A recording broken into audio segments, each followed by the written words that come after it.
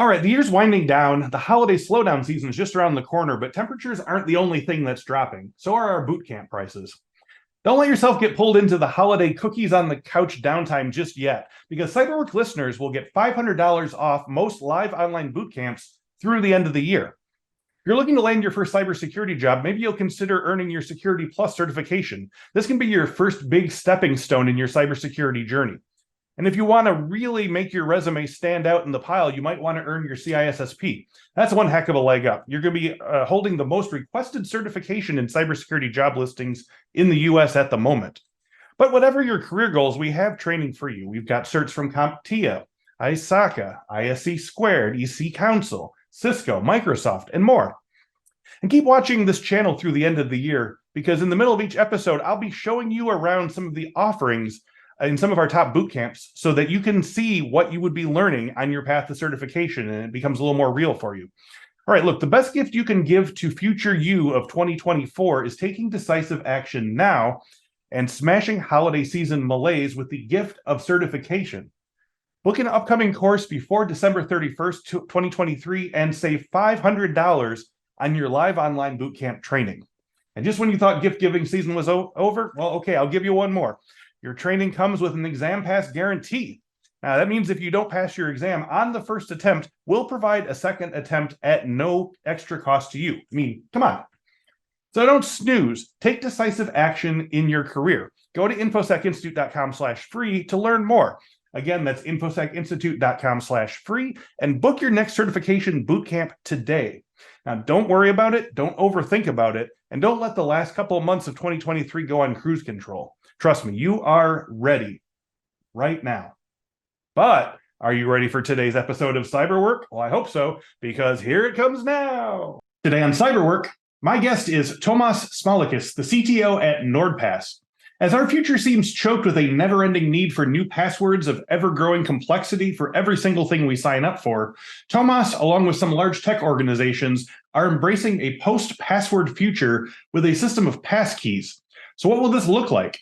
How will it be implemented? And how will you be able to do the work of this bleeding edge technology in the future? Tune in for today's episode of CyberWork and find out.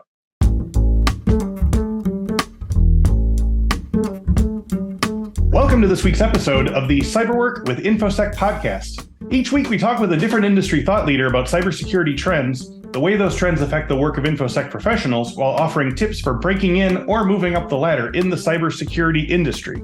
My guest today, Tomas Smalakys, leads the NordPass and NordLocker engineering teams that worked on building a secure end-to-end encrypted cloud storage solution and an intuitive password manager for businesses and individuals alike. A software engineer and cybersecurity enthusiast, Tomas lives and breathes new technologies, always on a lookout for the next big thing. For the last decade and a half, Tomas has been building software for web, desktop, mobile, and everything in between. Over time, the experience piled up, and he shifted toward leading teams on large-scale projects. So as the bio suggests, today we are going to be talking about the future of passwords and possibly a future beyond passwords. So Tomas, thank you for joining me today, and welcome to CyberWork. Thank you. Thanks for having me. My pleasure. So, to bring our listeners up to speed about you and your sort of cybersecurity journey, Tomas, can you tell me about your earliest interests in computers and tech? Was there an initial spark or a moment of excitement that started you down your path? Were you a computer fan as a kid, or was this later in life? Oh, yes. It started when I was a child. I was around 8 years old, I remember. And my grandfather, he was a electrical engineer. So back in those days, we didn't have such as advanced computers, processors, or in general tech. So we were kind of wielding the motherboard. It wasn't motherboard at first, but we were kind of looking into that. And when he helped me to kind of combine my first computer, it was 486. Oh, sure. With 2 megabytes of RAM and 2 megabytes of storage. Yeah. And we assembled everything, and we fired up at first. I remember it as of today. Then I believe it was the spark which ignited my journey and my career in tech. For now, it's shifted towards cybersecurity and making digital world a safer place for everyone. Yeah. Were you a sort of kid that was interested in the sort of taking apart of the machinery, or did you were more interested in the software, or what? How did you kind of like dig into the tech of it all? At first, it was the hardware and assembly.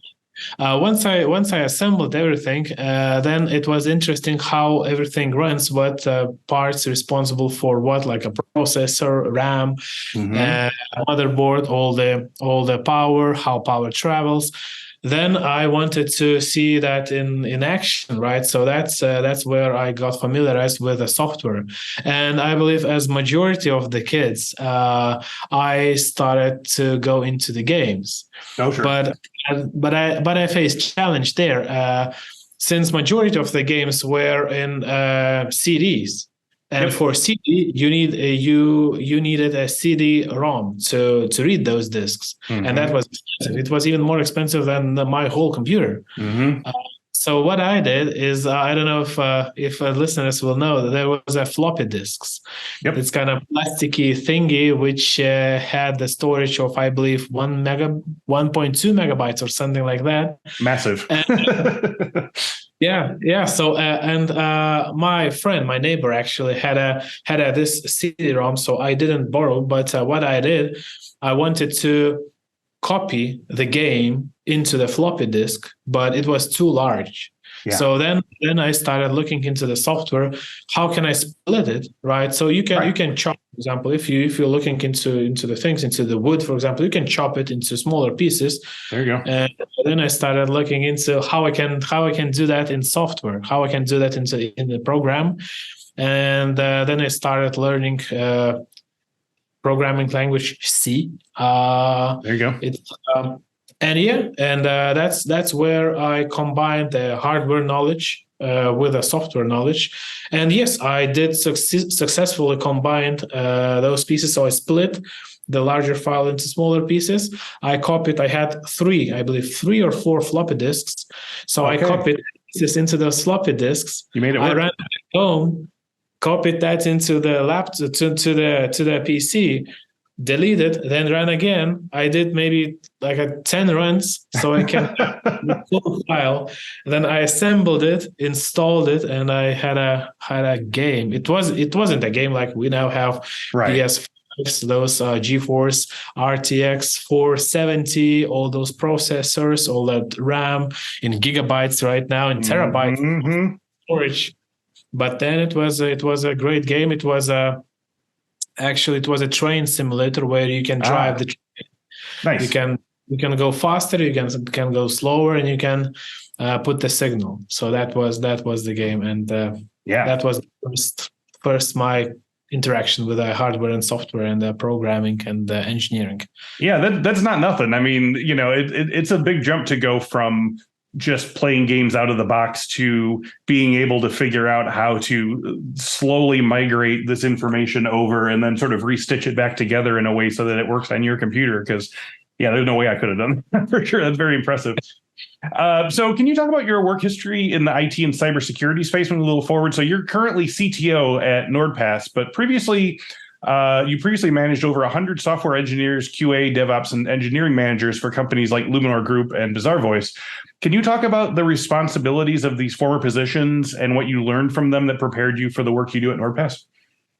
Oh yes, of course. So if we look into the BazarVoice, so the companies I worked with, those were software companies, and Luminor Group is more a financial institution.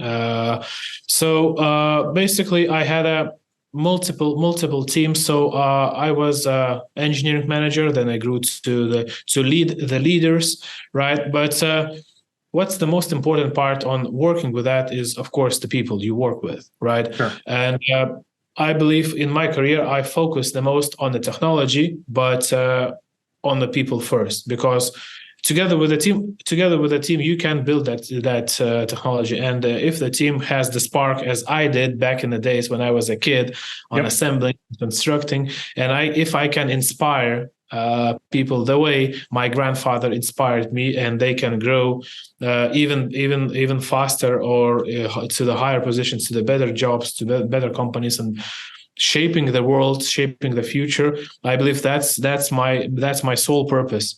And yeah, we built different products, but security was always on the side. Cybersecurity is always on the side, because if you are building a product, if you're for consumers or for businesses, and you're leading the teams, you want that product to be secure.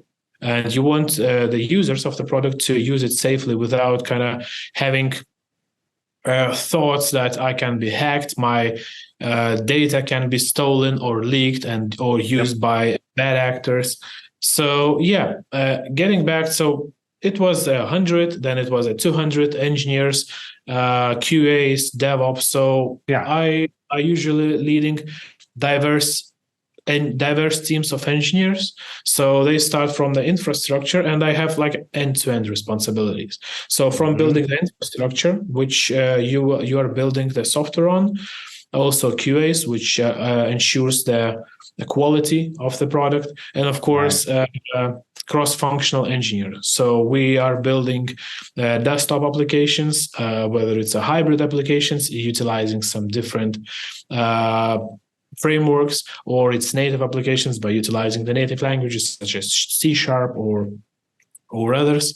Mobile applications, that's again different technology, different use cases, and web applications. So I love having those end-to-end responsibilities, because you can shape the product, the performance, and usability, availability, and reliability end to end. And I believe that kind of skill set, which I gained again back in the days by combining hardware and software, leads me throughout my life, and with my responsibilities to understanding what's there underneath, what's the hardware, what's actual infrastructure you are running in, and what software you are running. So it scales a lot from the 2 megabytes of RAM to like hundreds of gigabytes of RAM, but it still goes together with me. And I just want to sort of break in for a sec to ask about that, because I think there's sort of two different types of skill sets involved. Obviously, the one where you like to build things and you like to do the software, and then the one where you're managing 200 people on these massive projects. Was there any sort of growing pains in the sense of learning from how to make a self-contained project that you make yourself, to understanding how to make something that's so massive that it requires literally hundreds of other people to do it? What were some of the sort of learning experiences along the way to grow into that position? Oh yes, so there was a lot of mistakes I made, and the learning for me is just don't be afraid to make those mistakes. I believe everybody makes those mistakes. Some people try to hide them, some people are ashamed of them, but some people are inspired by them, right? So there is also a saying, it's not a mistake, it's a learning, right? So it's just a matter of perspective, right? So. And having to manage smaller teams and growing, it's again, people should not be trying to jump their career, because it's a step-by-step learning. So you learn to manage small team, then the team expands, hopefully with a successful product or successful software you are building. The team expands, your user base expands, you learn to work with a smaller, you learn to work with a bigger team and the bigger client base. So basically you then do a little bit different decisions on the team management and on infrastructure. So that goes hand in hand, right?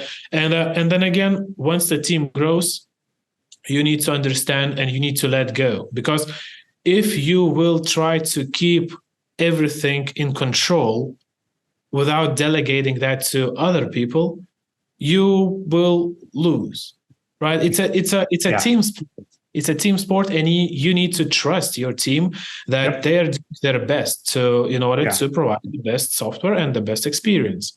Yeah. So also the learning for me was during my career that find the people you trust, give them the problem to solve, and let them surprise you. Yeah. And it works like a charm. Of course, those surprises are, again, some of them are learnings, some of them are amazing surprises, right?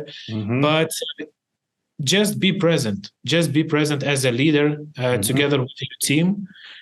Lead with empathy, and again, praise publicly and criticize privately. Yeah. So that was the learnings on the growing teams. And again, delegate. Trust your team that they're here to make things better and get out of their way. Yeah. Love it. So moving to your current position, can you walk our listeners through some of the common activities and responsibilities you oversee now in your position as Chief Technical Officer at NordPass? Like, by comparison to these other ones, how big is the team that you manage, and what are your most common problems or issues that you're solving? And do you have certain favorite things that you do in your job every day? Oh yeah, so let's start with the teams, with the sizes. So at NordPass, we do have two departments, which is one of the core, which consists of three teams who are responsible for the core product. One team who works on the R&D. So we will touch that a bit later, which is passwords. We also have a platform team who ensures that we have the platform which we are building on top. So that's 5 teams already. Then we have B2B department, which have right now, I believe, 6 or 7 teams, but they are constantly growing by 10 or 20 people per quarter. So we are expanding in there. So that's already around 11, 12 teams. Then we do have NordLocker as a product. We do have around 5, 6 teams there. We also have architecture, where it consists of solution architects who are the ones shaping. Again, then there is an infrastructure team. There is a QA. So it's a large organization. For NordPass, it's around 170 people. For NordLocker, it's around 70. So combined, it's 250, 300 engineers, QA, DevOps, architects, managers, and so that's around that. And another part of the question, what do I do? It's always kind of a thing that it's hard to answer because of the scope. And again, it's hard to tell what have I done, right? Because my days are a lot different. Every day is different from each other, and that's what I love about my job. And so one day I can be spending in the kind of company level OKR or objective planning. Where are we headed? What vision? Another day, I can spend a full day of workshop with architects, shaping our architecture. So where are we going?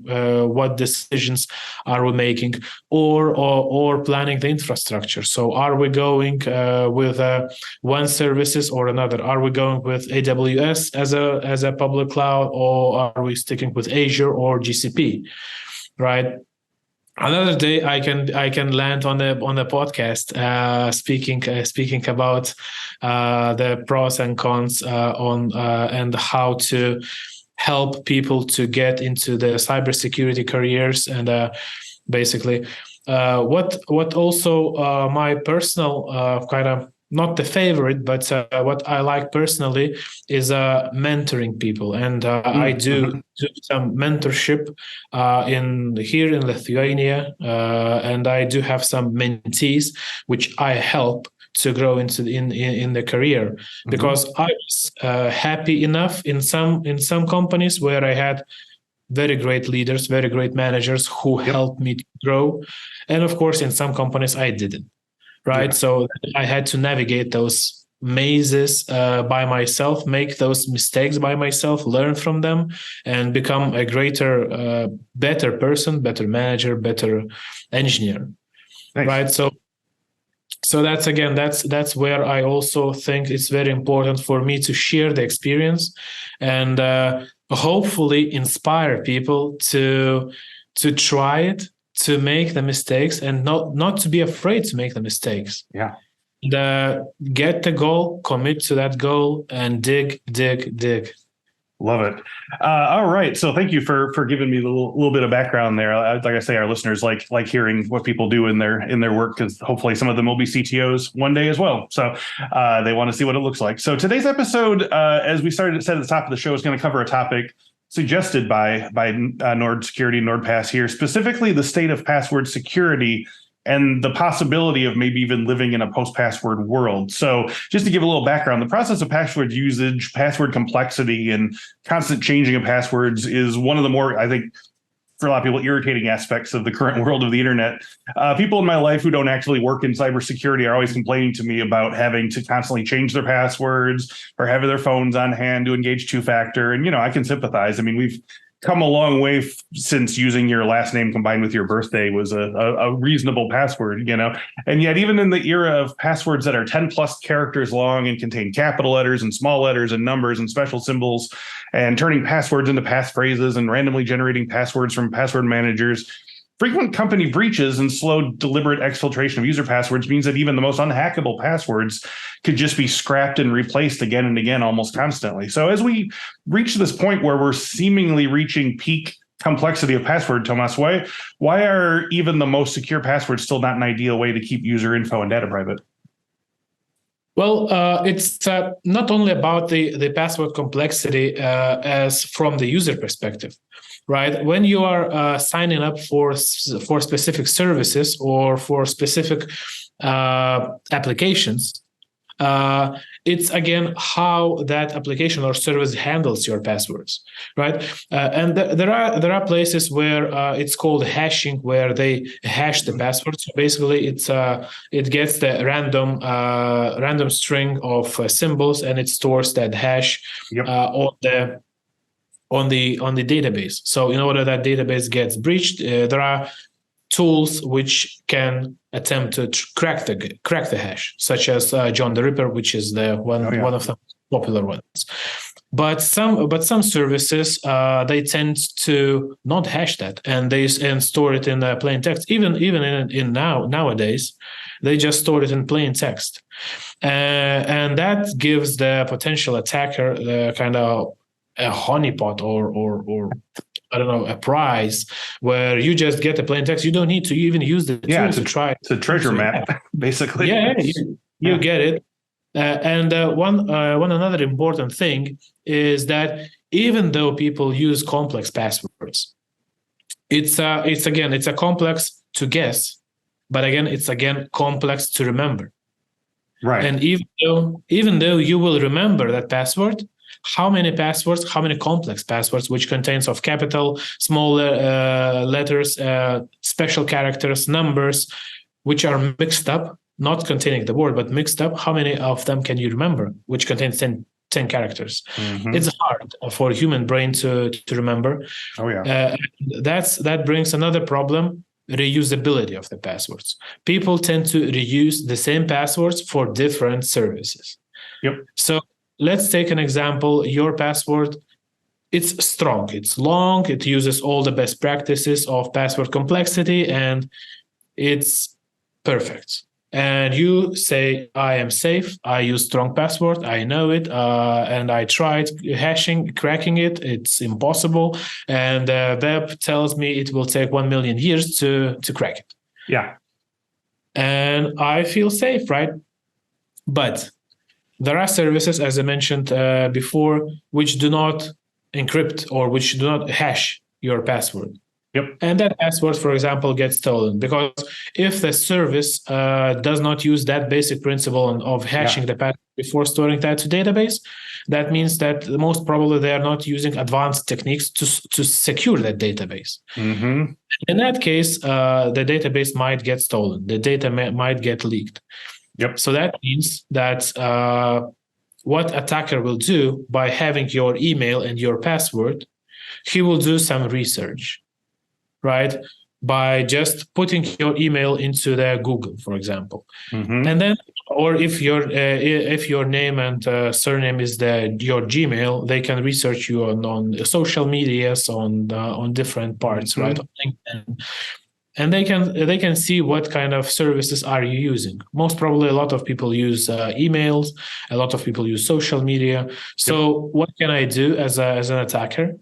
I don't need to have too much skills. Just putting your login and password and trying to log into Facebook, to LinkedIn, to other social, to some maybe work, maybe company or something.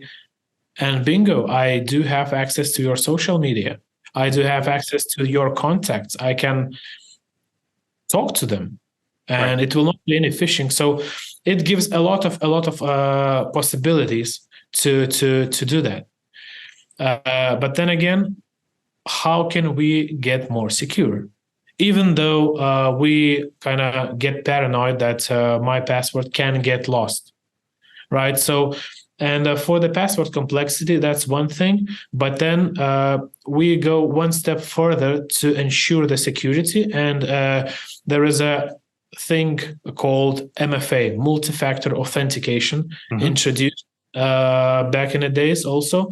So that, again, that consists of 3 parts: something I have, or something I know, or someone I am. Yep. And that's basically multi-factor. So if your password gets stolen and the user attempts to log in, he gets second challenge. So whether it's an authenticator, whether it's a SMS message to your mobile phone, or prompt to some application, which you need to prove by second factor that you are the owner of the account.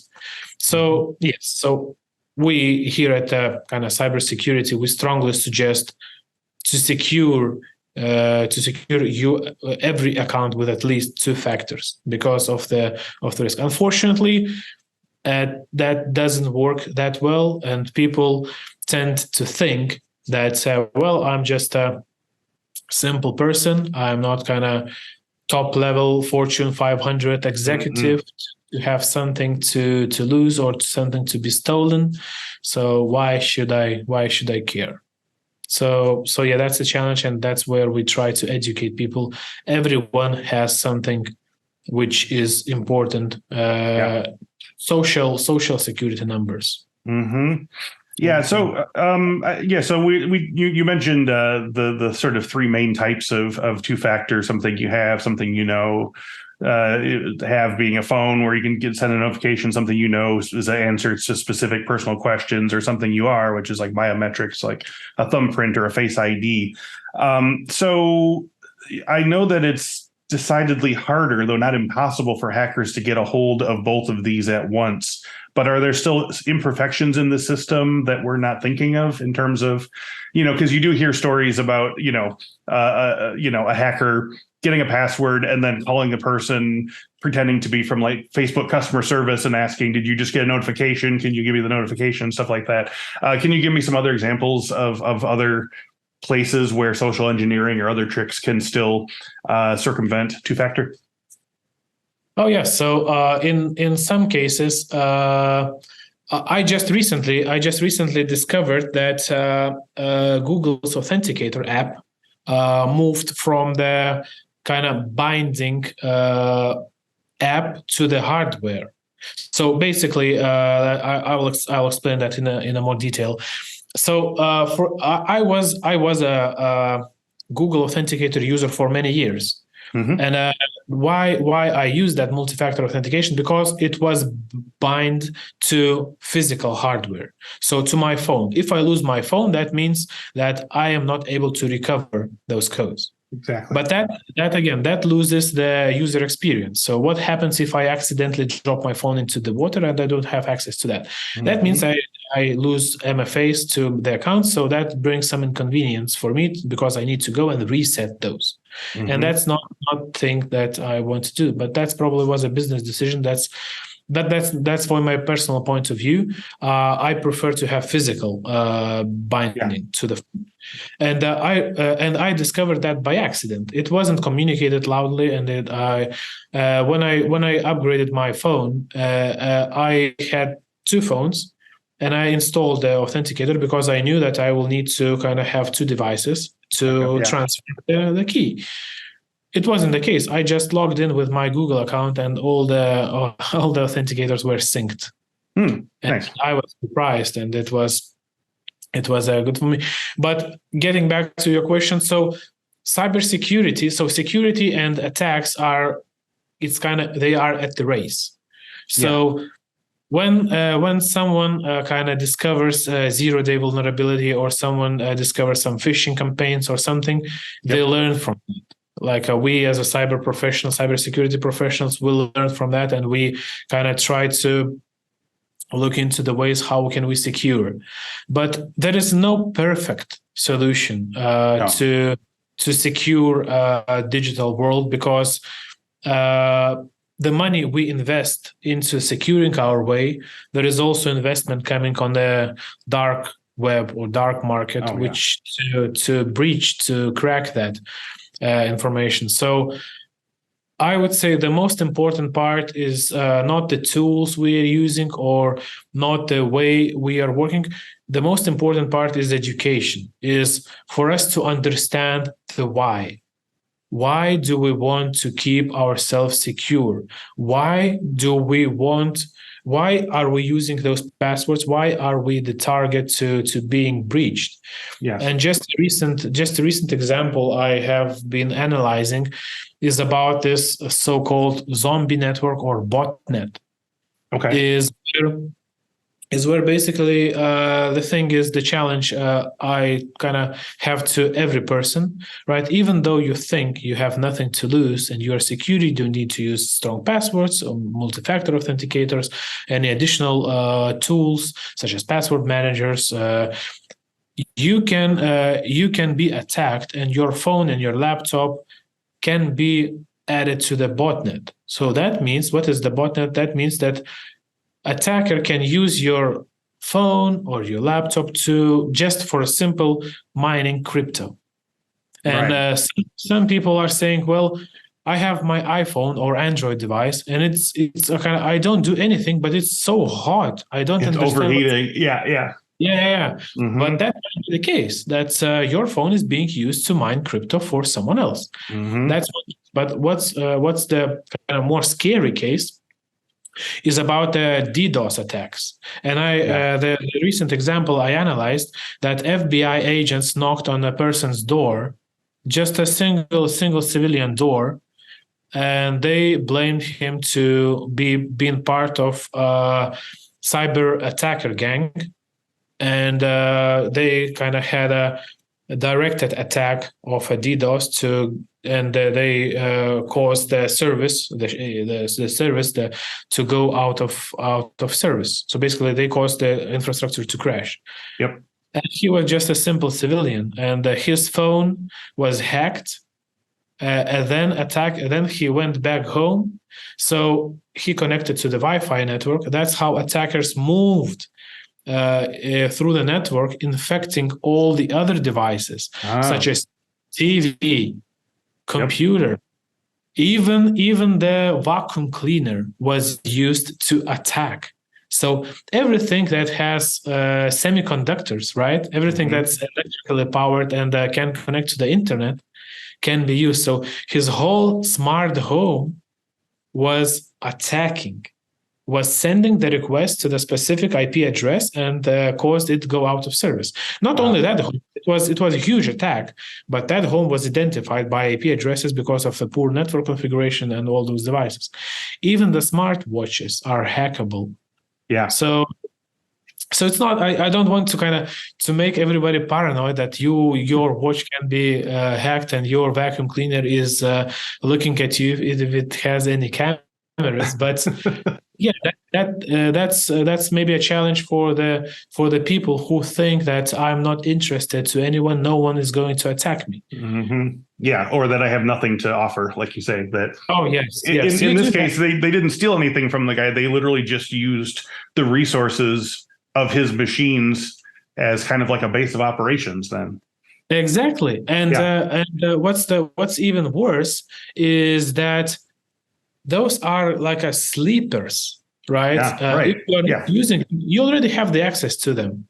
So those are just sleepers. People are using. People don't even understand that they are being hacked, or if they even if the information is stolen, right? So I can say I can get the pictures or something from you. It's not physical possessions, right? Yes. You just copy them. They're still there, but you Yeah. don't have any idea that they are already on a different Being used. hard disk, being used somewhere to maybe do any other social engineering campaigns. Right. Hey, Cyberwork listeners, I'll make this quick so that we can get back to Tomas and I and our talk about our passwordless future. But I want to remind you that if you book a live online boot camp from Infosec by December 31st, 2023, you'll get $500 off the price. There's no promo code needed. Just book your boot camp by the end of the year, and it's $500 off the usual price. So some of the things that Tomas and I spoke about, such as password management and encryption and passkey technology, often involve higher level software and processes that your average employee uses without giving much of a thought at all. But you have to ask, what if some employees have bad ingrained security habits? And what if you see security implementation haphazardly and frequently abused throughout your company, which might lead to higher cyber risk and possible infiltration or breach by bad actors? So better cyber hygiene doesn't happen on its own, and organizations of all size can benefit from having a security champion in their corner. And that's why Infosec's Certified Security Awareness Practitioner, or CSAP certification, can help you become the person that inspires and leads employees into a safer future. So for just a sec here, I'm going to pull up our bootcamp page and show you what you would be studying for with the CSAP. So let's see. Let's take a look at it now. Okay. So here it is. This is the Infosec Certified Security Awareness Practitioner Training Bootcamp. Now, what I want to tell you about this, first of all, is that this is a very good entry-level certification. As you can see here from the prerequisites, there are no prerequisites. Woohoo! So that means you'll get immediate access to the content, and you'll be able to start learning immediately. So I wanted to let you know that this CSAP certification can be used by people in a lot of different job roles, including security awareness officers and specialists, as well as compliance and privacy officers, information security managers, and even marketing and communication professionals, for instance, who are new to security awareness. So if you're looking to get into security through a non-tech, if you haven't had a tech role so far and you want to move towards cybersecurity, the CSAP and becoming a security awareness practitioner is a really good entrance point. So what you will be doing is, this is a 3-day boot camp. So you're going to start out by on our Infosec skills platform, and you're going to be taking a CSAP prep course. Now, it said there was no requirements, but if you check this out before you get to day 1 of the boot camp, it'll help you to ensure that you're up to date with the terminology and the general concepts. So the first day, you are going to have a wide variety of topics. So you're going to start out learning how to build a successful security awareness and training program. So you're going to learn all about how to make this into a thing that can be reproduced, a program that you can use to teach, but also to reteach, because no one learns a thing once and then it's there forever. You're going to have to keep teaching and teaching. So in the afternoon sessions, you're going to learn program design, and that includes forming an awareness team, understanding organizational context, and gathering requirements, and setting program scope. So you have to know exactly what your buy-in is going to be, what you're looking for, selecting KPIs, key performance indicators. You want to know how much higher, what better percentage of employee usage of security concepts and what have you is an improvement. So you're going to be learning basic program design on day one, and then in the evening you'll have either group or individual study. So you can talk with other people in your class after dinner and make sure that you all are on the same page before you get to day two. Because day two is program development and asset acquisition, which includes identifying sources, developing and acquiring training materials, budgeting. That's always a very important one. Developing program execution project plan, and communicating with stakeholders. So a big part of security awareness practitioner is going to be learning to communicate with leadership and letting them know why it's worth making this program, why it's worth allocating money for it, allocating resources, and what you expect to get out of it. And that's a big part of day two. So in the afternoon session, we're going to talk about program implementation, including launching your first campaign. So this could be phishing simulator. This could be formal classes. This could be informational videos. You're going to have to ensure awareness, policy acknowledgement, and execute the project plan, and then keep records of how everything went. And again, in the evening, you'll be able to do group or individual study and make sure you are ready to go, because day three, this is the big one here. So in the morning, we're going to talk about post implementation, which includes monitoring, measuring, and communicating program effectiveness, keeping the program current, updating the program plan, reinforcing the program, and then also building a network of security champions. Since you're not going to want to do this all alone, especially if you're in a big company, you're going to want to have people who can also be your security champions, your eyes and ears on the ground, making sure that everyone is staying as safe as possible while they do their work with the network here, and also sharing success stories. So that's a lot to learn on day three. But the good news is, in the afternoon, you're going to be taking the CSAP exam at that moment. So everything you've learned in the last couple of days is going to be applied immediately. And with all good fortune, you will be a CSAP certified professional right after that. And I will mention also that we have Infosec offers a exam pass guarantee, which means if you do not pass on the first try, we will give you a second exam voucher at no cost to you. So it takes away a lot of the barrier of difficulty, and I hope that inspires you further. Cybersecurity requires all hands on deck because bad actors and cyber criminals know 1,001 ways to get into the system. And unfortunately, one of the biggest ways to get in the system is employees who don't want to maliciously hurt the company, but might not know all of the best and most current ways to keep their workstation secure. So if you think you'd like to become the person that can lead them into a more secure future, I hope you'll consider the Certified Security Awareness Practitioner, or CSAMP Bootcamp training. Again, go to infosecinstitute.com/free and browse the live online bootcamps to learn more. Register before December 31st, 2023, and it's a whole $500 off. Okay, that's it. Back to the show. Now, okay, well, let's move to a sort of solution-based answer to, let's just take this person as an example here, like, because, you said you don't want to make people paranoid, but I know a lot of people are side-eyeing their router right now, or their home's Wi-Fi system. Like, I guess like you said, it's a silent enemy, but like, how would you know, apart from my phone's hot at a certain portion of the day, how do you know if you might be already sort of in this situation? And two, if you are, what do you recommend in terms of like sort of breaking this sort of chain of use? Oh yeah, that's a very good question, and there is a different answers, but if you suspect if you are not into the IT, you have your computer just for entertainment or for work purposes, you don't work in cybersecurity or in IT, right? You work in different segment of the business, and you suspect that something is wrong with your laptop. It behaves differently. It's slow, even though you don't have any applications running. Mm-hmm. Consult with an IT. If it's a business, if it's your business computer, consult. Let them scan it, because those kind of malware are detectable. Mm-hmm. Some of them, and they will see it. if you are at home and you don't have it, maybe you have maybe some friends or acquaintances who can do it for you. But if you're out of options, right, there are governmental institutions who can assist you with that. So if you don't want to do that, worst case scenario, wipe it.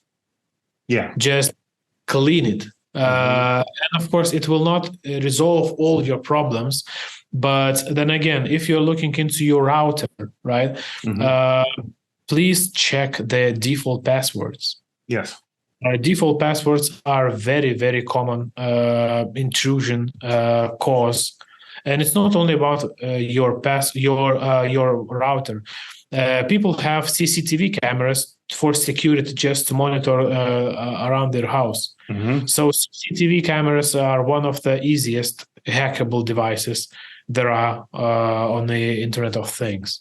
So it's usually admin or admin password.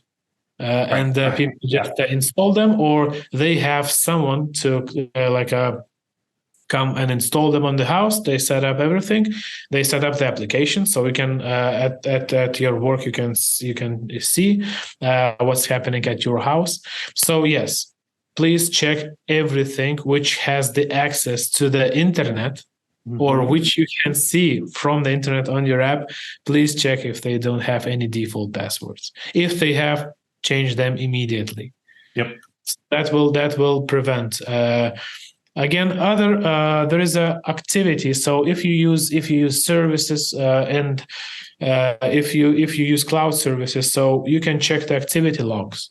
Usually, a lot of services which use cloud to store the data or to connect via cloud or to connect via internet, they do have some kind of admin panel, and you can check the location where or device which has been connected or which is connected, right? So immediately you can check those, you can scan, and you can see that, oh, that's not my device. That's a problem. Yep. Then you change your password immediately and make all the devices to be logged out of that. So there are basic things, basic hygiene, which we should follow in order to at least have some security. Then some more advanced methods are of course, keep your systems up to date. Oh yeah. I know that it takes time and it's sometimes annoying, or it interferes with things you are doing, such as I'm watching Netflix. Why this TV is putting on the full screen the update notification? Now install it. Install it now. Yeah. Please install it on your laptops, phones, everything, because companies such as Apple, Microsoft, Google, they are working on those fixes, and they are racing against the criminals. Yes. And that's not because they want to charge you money, or not because they want to they want to secure the software which they're providing. Yes. So they want to secure people. They want to secure us as a consumers of their software. Yeah. So that's also very, very, very, very important. Yeah. So those basic things, basic hygiene, do what is recommended, and at least you can get more secure. And of course. Yeah. Now, let's talk about that. We want to talk to you on the show about the possible passwordless revolution that might be already underway thanks to innovations from Google, Microsoft, and Apple, like you just said. So can you talk more about this passkey system and how it supersedes or moves past methods like passwords, password managers, and so forth? So what does an all passkey system look like going forward?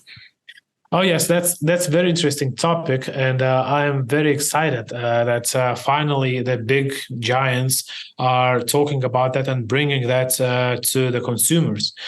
So in general, what's the main difference between passwords and passkeys? Passwords are utilizing hashing, so hash and the salt. So they just mix up the symbols and they put it. And throughout the years, passwords evolved from just hashing evolved. So they are utilizing the bigger hash. So it requires more cycles from the computer or from the processor to crack it. Passkeys, on the other hand, is a revolution for passwords. So passkeys are no longer utilizing the hashing, but they are utilizing encryption. And why is it important? Because they are using public key cryptography. So what does that mean? So for the password, imagine you are moving, you are getting to work, and you lock your home, lock your door. And what happens with a password? I can come and I can start guessing. So imagine your lock is a 4-digit PIN code. Right. So I can start guessing 0000000001, and at some point I will guess it. I'll guess it right, and I will unlock the door.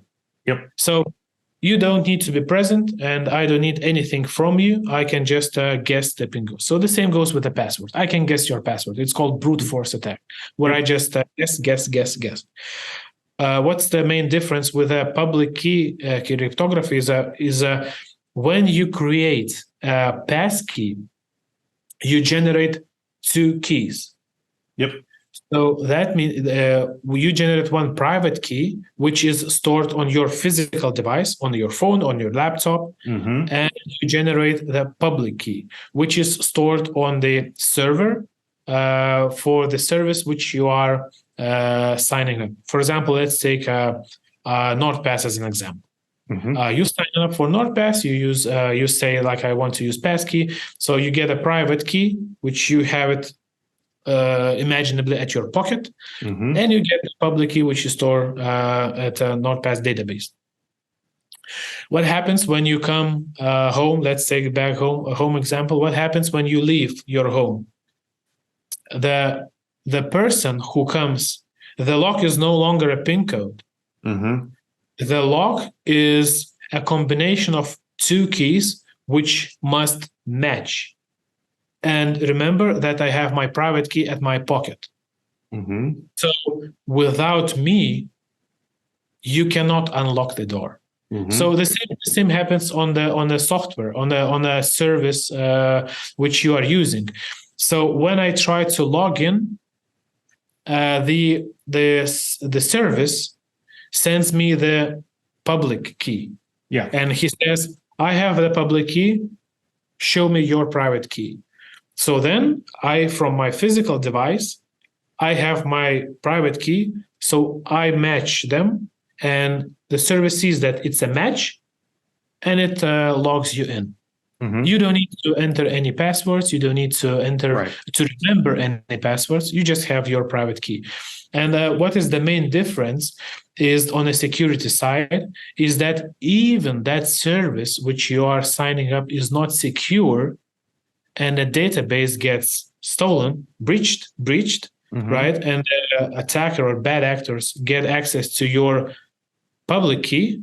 They have no use of that. Yeah, because even though they can't jump to get your private key from your own system that way.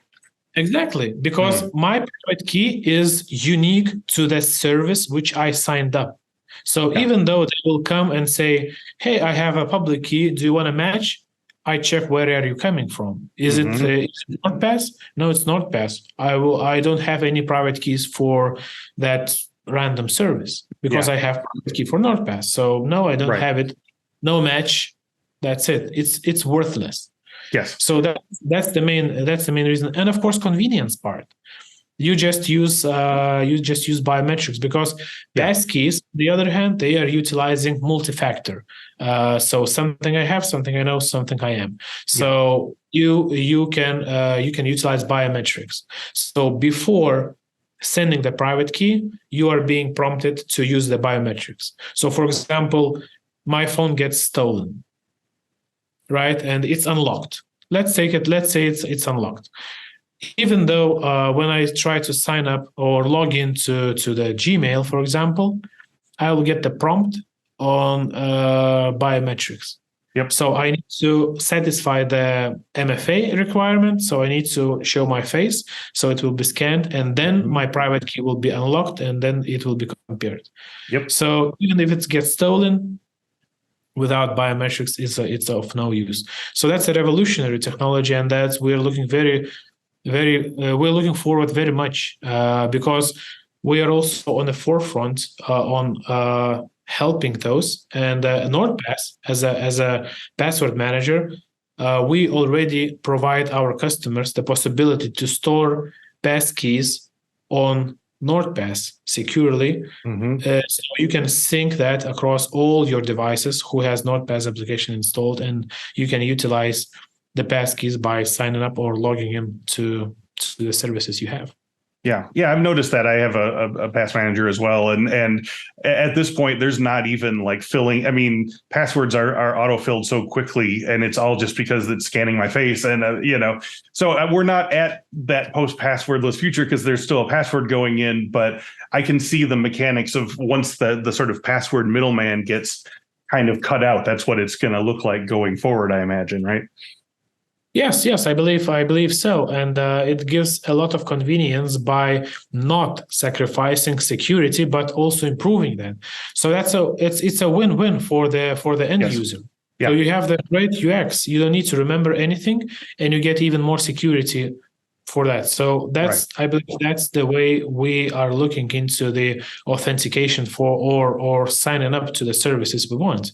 Yeah. Now, and just to sort of reiterate, you had said before about always patching your smart TV and your smart devices when they ask. So, in doing that, are you keeping your private key safe, or you're keeping like a pipeline safe between your TV and like the public key, or like what is the patch specifically protecting you against other than vulnerabilities?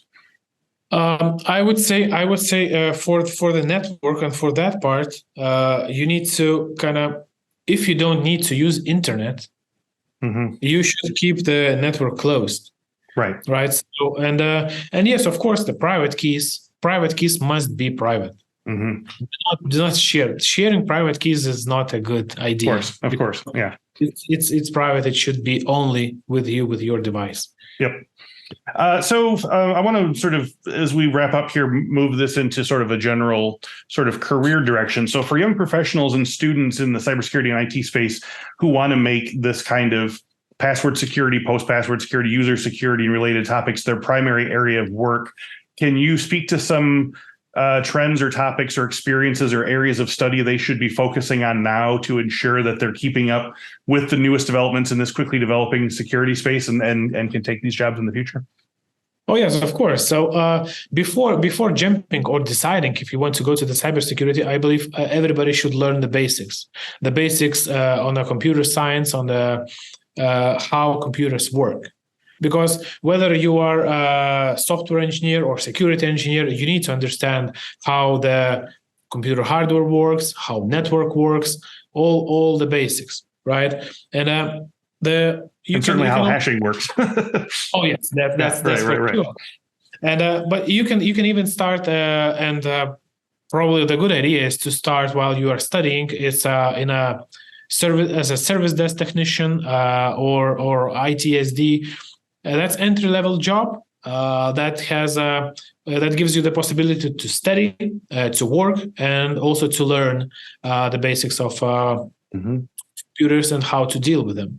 Then of course, if you are chasing the career in cybersecurity in particular, there are certification paths. Right. So if you want to seek the certification, that's fine. But even if you don't want to get and pay the money for getting that certification, the path of the learning to earn that certification is perfect. So the first one would be you can look into CompTIA, and there are certifications such as Security Plus. So it will arm you the basics of a security, such as vulnerability management, patching, basic pen testing, OWASP, web, and basics of cybersecurity. Right. So then you can move on to junior penetration testing if you are red teaming, and that's kind of red and blue team. Red are attackers, blue are defenders. Yep. So that's on a different path. So you can go to the junior penetration tester, and again, there is a CompTIA certification to prepare you for that.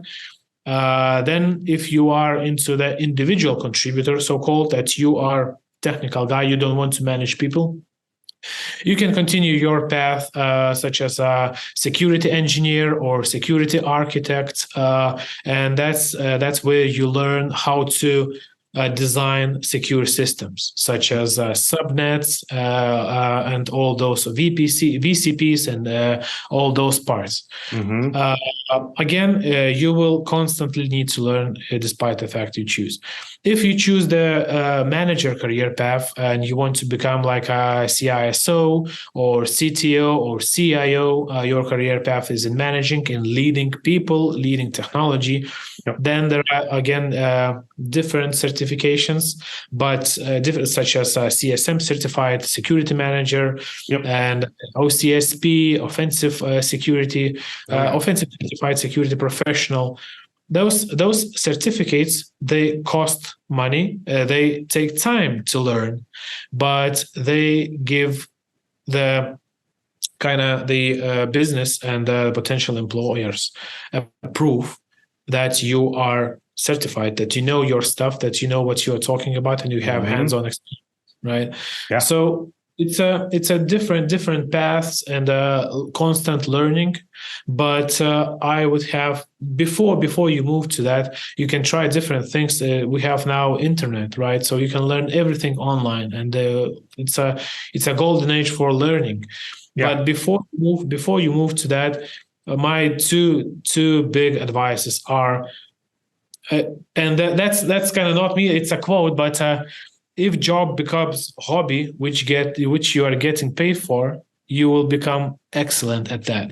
So choose the thing not based on the salary or based on the open positions or the opportunities. Try out things, choose the thing you love, choose the thing which makes you feel great, whether it's ethical hacking or it's a cybersecurity defense. Choose the thing which makes you happy, which you love doing, and do that. Because at the end of the day, we are in tech because it makes us happy, because it's fun, it's interesting, and it makes us tick, right? Once you find that niche where you want to progress, right, commit. Because as Denzel Washington quote, goals without commitment are just dreams. Right. Yeah. So before once you will choose that, once you'll choose the place you love doing, and you feel which makes you happy, and which you wake up in the middle of the night and you can start doing that, learning those interesting things, commit to them. Not just want, because there is a main difference between wanting and committing. If you want, eventually you will drop out.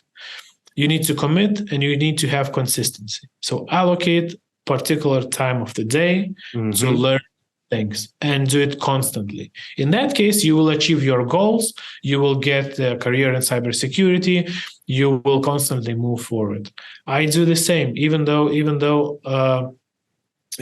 I kind of have the little bit of knowledge in this field, I learn every day. I read books, I read articles, I learn, I pursue certificates. So commit, and you will see that consistency will make you great.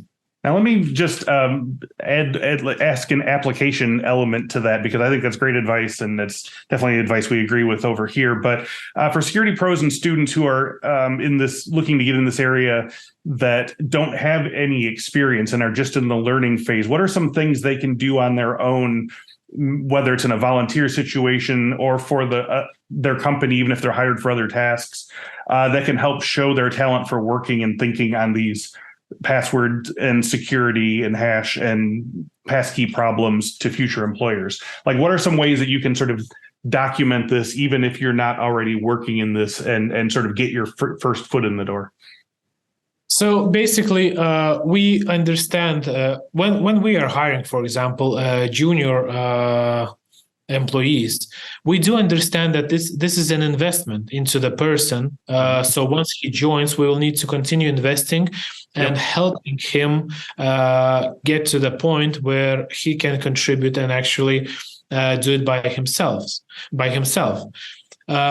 I would give the advice, what's the most important part is the motivation of the person, is the attitude.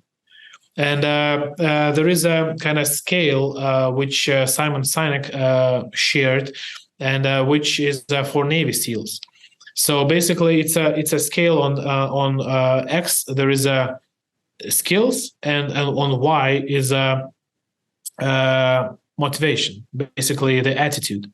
So you want a perfect employee which is at the top far corner, which has the best skills and the best attitude. But when you are looking into the hiring, when you are choosing the person to hire, we will always choose the attitude. Mm-hmm. Because you can teach person new skills, but you cannot teach the attitude. Mm-hmm. So the advice on that part would be show the motivation, because potential employers will see that you do not have the experience. They will not expect from you to kind of hack into the systems or provide some kind of to implement post quantum cryptography elements and provide some kind of different frameworks, or they will ask for certifications. No, they will be looking, and we are looking, and I believe potential employers will be looking for the attitude, for the motivation. Why should we invest in learning, and why should you be joining the team? So yes, attitude, motivations, show that. And of course, if you can bring something which you are learning on the side, that's a plus. That's additional benefits. That Yes. I am not only motivated. Look what I have done. Yeah. So yeah, that's the combination, I would say, for entry level jobs. Yeah, great advice. Thank you. So as we wrap up today, could you tell our listeners about NordPass and the tools and service you provide, and any new projects or initiatives that you've got coming up on the horizon that you're excited to talk about? Oh yeah, so NordPass, it's not only consumers, so not only the private customers can look into that. So we do have offerings for business. Mm-hmm. So both individual customers and businesses can reach out to us. So at NordPass, we are looking into a lot of different initiatives, and it's already far away from being as just a password manager as you see it, just storing your passwords. We do have some additional tools which can help you mitigate the risks or even the damage which might be caused. One of them, for example, is a data breach scanner. So basically, we scan the breached emails and we notify you in real time. So you can enter your email or emails, and those will be monitored on the dark web. Once we will the entry that your account was leaked in a specific breach, you will get instant notification.